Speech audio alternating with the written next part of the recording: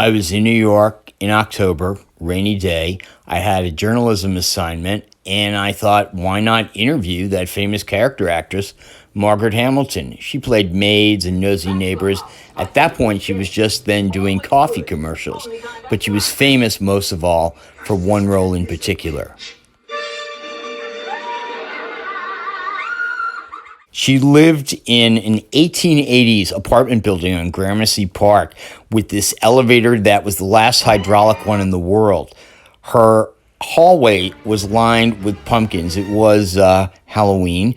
And she answered the door, really nice old lady, I thought, very sweet. And then she told me, take off your shoes. For some reason, I felt a little uncomfortable about that, but I did it.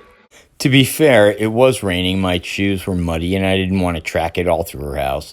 It was also pretty cold, and she was like, do you mind if I heat the place up a little bit?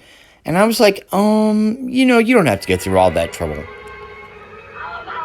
Turns out it wasn't a working fireplace, so she just turned on the gas heat. So she pointed me in the direction of this little table in the corner, and she said, I'll be right back. I've got a surprise. And I said, oh my God, I hope you didn't get anything. No, it's a surprise.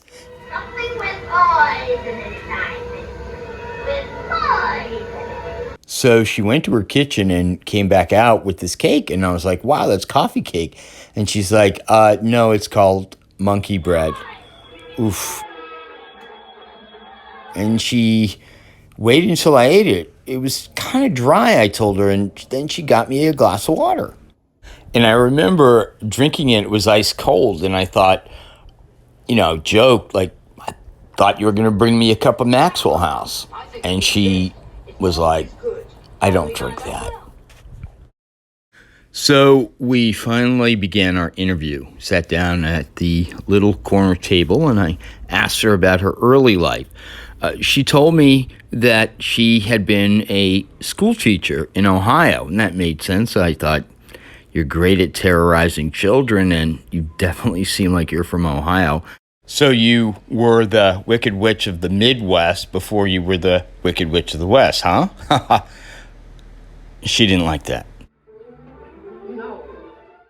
She then, got into theater, and from there, into the movies. Of course, I asked her a ton about Mae West, who she found completely in charge and professional. W.C. Fields, he wasn't drunk. She said he was nice. We talked about her work with Abbott and Costello, and then playing Morticia Addams' mother on The Addams Family. And then, of course, The Wizard of Oz. Oh, my God. It sounds like she had been asked everything a zillion times. I didn't know that she suffered second-degree burns, though, from that scene where she goes up in smoke. I probably droned on a little bit too much. And then Margaret Hamilton did something I don't think she had expected to do. She fell asleep for a really long time. And I just sat there. My mind was reeling. I didn't know what the freaking hell to do. I drank my water. I just looked at her.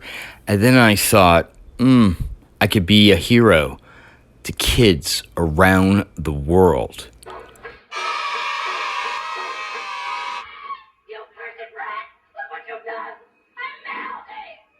Of course, I drank my water. I didn't throw it in her face. And I yelled really loudly a couple of times, Mrs. Hamilton. She woke up. She was kind of embarrassed. She signed 2 autographed pictures for me. The first one, she even thanked me for my patience. I think she was a little embarrassed. But when you think about it, I mean, here's this older woman living alone in New York, and she invites this journalism student up. It was really nice of her. Before I left, I asked her, do you ever get tired of playing a witch? And she gave me a little bit of old-fashioned advice.